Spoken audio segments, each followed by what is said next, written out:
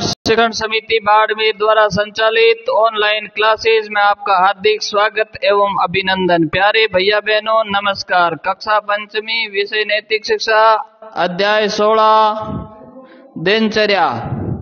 आज का प्रकरण व्यायाम एवं खेलकूद, जिसका तीसरा भाग इस पाठ का है।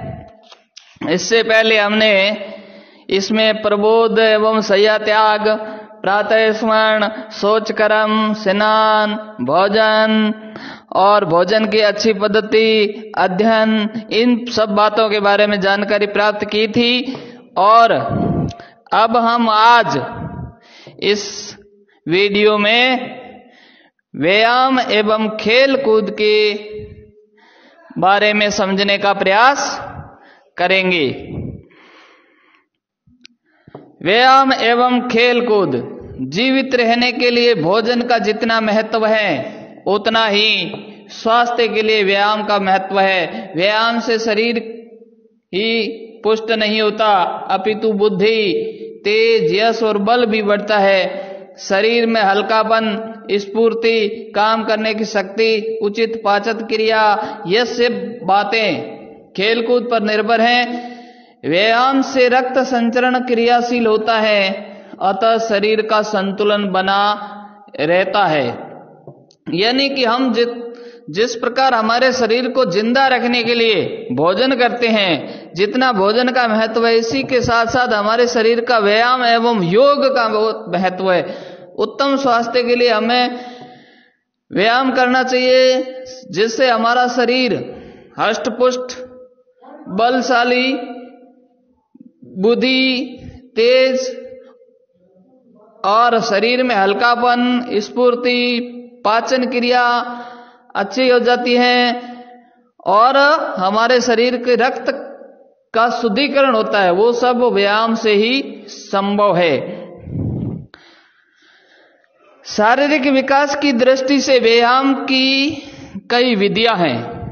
कुश्ती, दंड बैठक, कबड्डी, फुटबॉल, घोड़सवारी, नौका चालन, तैराकी आदि अच्छे व्यायाम है। प्रातःकाल भ्रमण, सूर्य नमस्कार, आसनों की क्रिया आदि भी महत्वपूर्ण व्यायाम है। व्यायाम के बाद श्वसन एवं शिथिलीकरण की क्रिया द्वारा थकान मिटाने का प्रयास करें और पौष्टिक फलों का सेवन अथवा दुग्ध पान करें।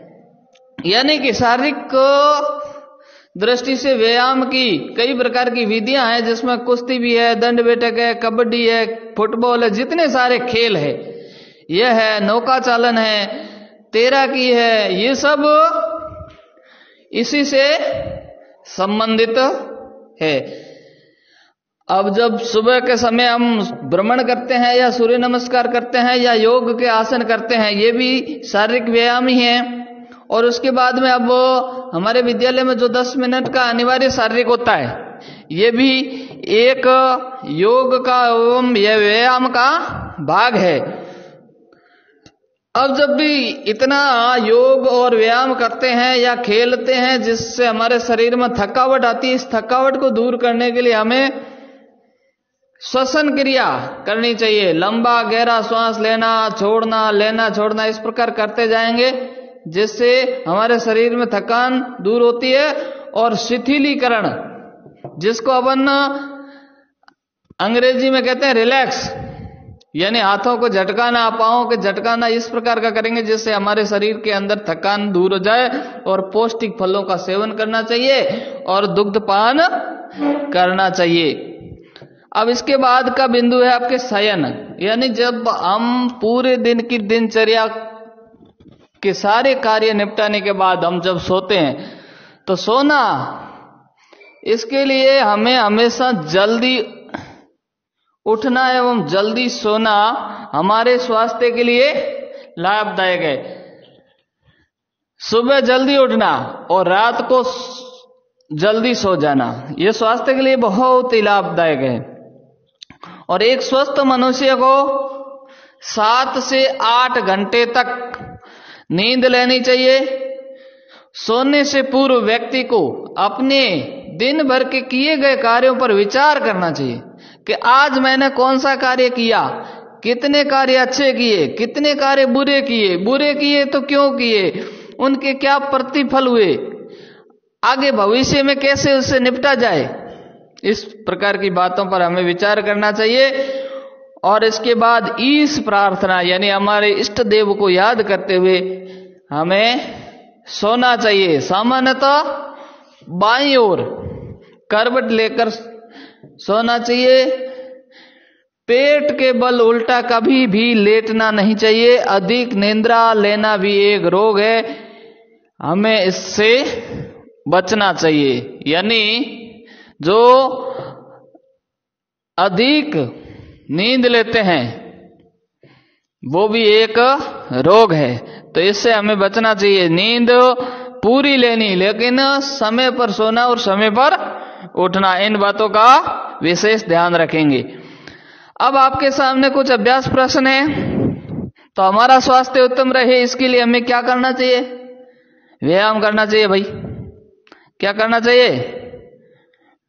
व्यायाम। ठीक है। अब दूसरा है, व्यायाम करने से हमें क्या क्या लाभ प्राप्त होता है?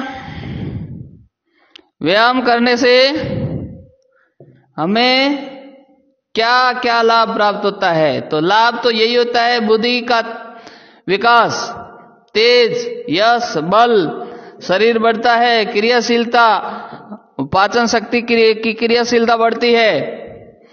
तीसरा मनुष्य है, एक स्वस्थ मनुष्य को कितने समय तक नींद लेनी चाहिए? 6 से 8, 6 से 8 घंटे कितनी लेनी चाहिए? 6 से 8 घंटे तक लेनी चाहिए। अगला प्रश्न है आपका,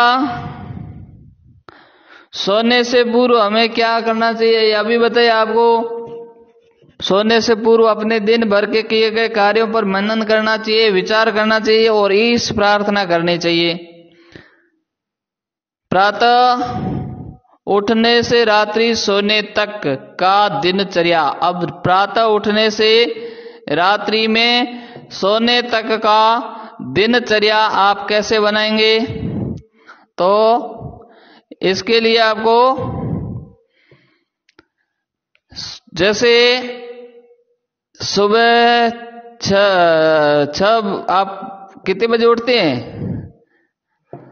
जब भी उठते हैं जैसे 5 बजे उठना,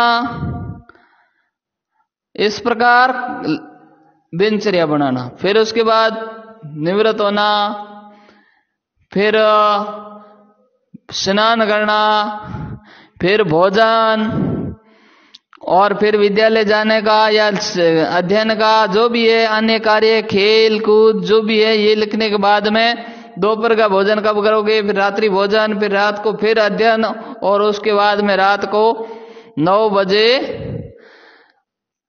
ये सोना। ठीक है। तो इस प्रकार की आपको दिनचर्या बनानी है। तो आज के इस वीडियो में इतना ही। मिलते हैं अगले वीडियो में, तब तक के लिए नमस्कार, जय हिंद।